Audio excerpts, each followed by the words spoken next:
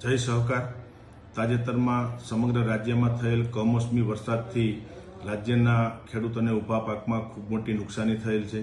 આ નુકસાનીમાં ખેડૂતોને મદદરૂપ થવા માટે રાજકોટ જિલ્લા સહકારી બેંક એ હંમેશા ખેડૂતોની બેંક રહી છે।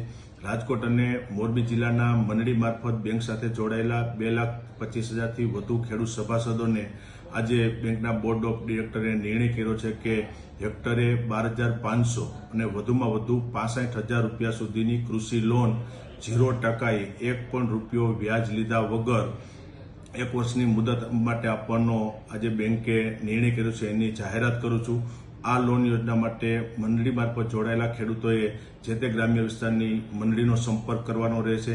વધારાના કોઈ પણ કાગળ આપ્યા વિના જે પ્રમાણે આપણે ધિરાણ મેળવ્યું છે એ પ્રમાણેની પ્રોસેસ ત્યાં મંડળી મારફત કરી અને આ ધિરાણ વધારાનું છે મેળવી શકશે। આ માટે અમે 1,300 કરોડ રૂપિયાની જોગવાઈ કરી છે।